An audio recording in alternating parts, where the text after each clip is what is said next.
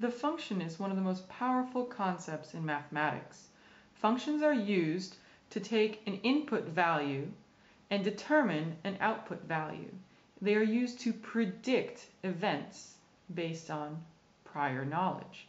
So if you have an input that you plug into a function, you get out an output. A synonym for input is the independent variable. This is plugged into a function to get out the dependent variable. This independent variable is most commonly called x, which is plugged into a function to give you y, the dependent variable.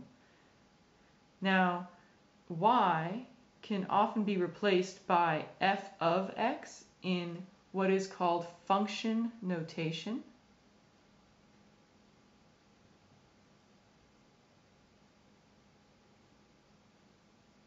Here, this is read f as a function of x, where x is your independent variable.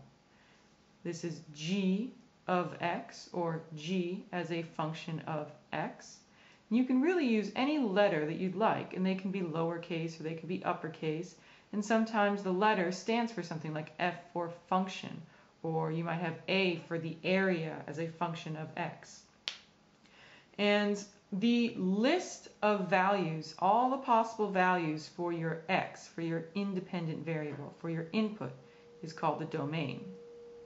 When you plug in a value from the domain into your function, you get out the range, the corresponding range. The range is all the possible values of y, of your dependent variable, of your output. So for example, if we had the function y equals 2x, y is my dependent variable, x is my independent variable, and x is associated with the domain.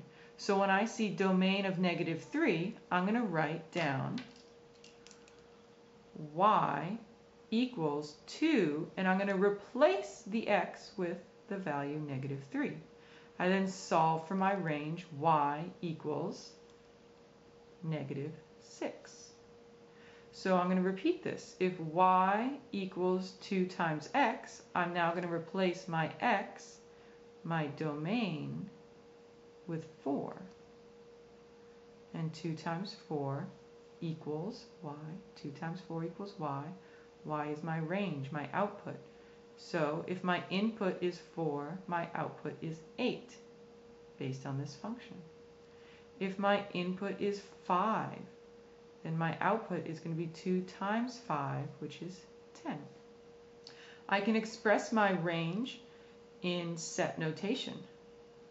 I'm going to open curly brackets for a set and list all possible values of y. I could also have expressed my domain this way. Curly brackets for set notation, and then a list of all possible values of x, of my input. Or I could list my domain and range as a set of ordered pairs. I mean, if this is just x and this is just y, then I could list my set notation as ordered pairs, x comma y.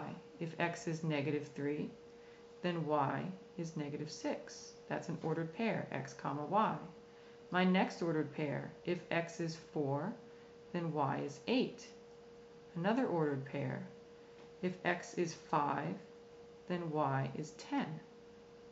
So my set notation can be ordered pairs, or it can be a separate one set for domain and one set for range. Now, a relation is any list of domains and range. A function is a special kind of relation in which there's only one output for each input. Of course, if you see the word output, you should be thinking variable x. If you see the word, I messed that up. If you see the word output, you should see variable y. And if you see input, you should see variable x. Make sure you don't get confused like I just did. Input is independent variable, is x, is your domain. Output is dependent variable, is y, is your range. Output could also be, if you're in function notation, f of x, or any other letter, g of x, h of x, k of x. All right, so let's look down and see if we can tell the difference between a function and something that is not a function. So here, if it's going to be a function, we must have only one x value for every y value, only one y value for every x value. So I look here, if x is 0, y is 7, x is 1, y is 0, x is 4, y is -9, x is 7, y is 0. These are all ordered pairs, so we have x followed by a y value. This is the first x value, this is the first y value. This is the second x value, this is the second y value. I can mark using subscripts if I want. At any rate, I can see that the domain, each x value only appears one time, therefore it must have only one y value. So yes, this is a function. And its domain, if I wanted to write it in set notation, would be 0 from the first ordered pair, 1 from my second ordered pair, 4, and 7. My range is the y values from each ordered pair. The first y value from the first ordered pair is 7. My second ordered pair has a y value of 0. The third ordered pair has a y value of -9. And the fourth ordered pair has a y value of 0. Now some people are going to think that there's trouble because 0 shows up twice. But these are y values. This is my range. It's okay if I have more than one input for every output. The important thing is that I have only one output for each input. Another way of showing this would be a vertical line test. So if x, my x-axis, is my input, and I'm only allowed to have one output, one y value for each input, here x is 4. Anywhere on this line, x is 4. If I draw a straight line right here. And I can see that there's only one output value for x is 4. Only one. I could draw a vertical line where x is 7. I'm going to draw it in a different color.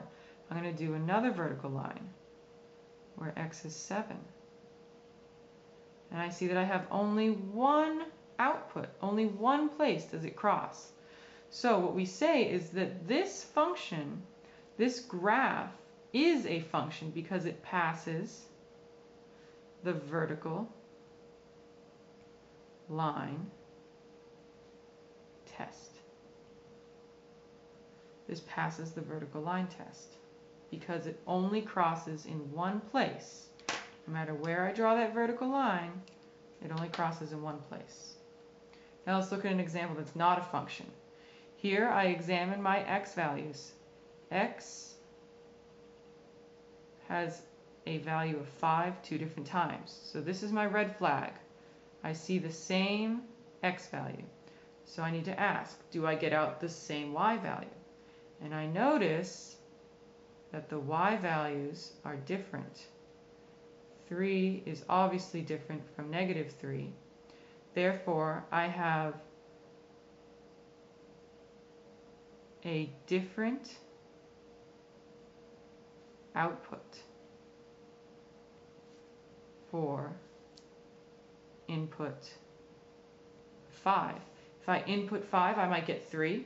Or if I input 5, I might get -3. That's trouble. That means this is not a function. This is not a function.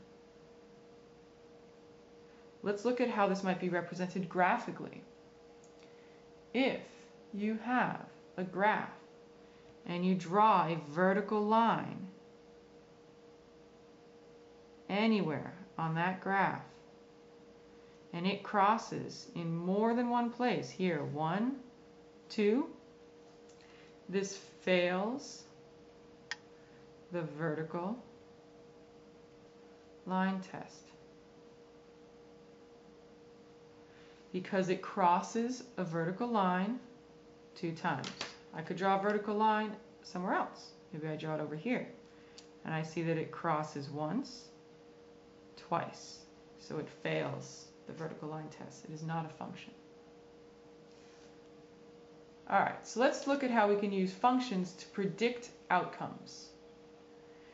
If we are given a domain, well, domain, remember, is x values, and you're asked for the range, which is y values, of a function h of x equals 3 times x minus 5 squared. Well, I notice I don't have any y values, but that's okay. This is simply function notation. In function notation, the output, which is often called y, can be replaced by this notation, h of x, h as a function of x. So when I'm asked for my range, I'm asked to solve for y, given a whole bunch of x values. So we got a lot of values to keep track of, so I'm going to make a table. I'm going to make a table of x values. I'm going to compare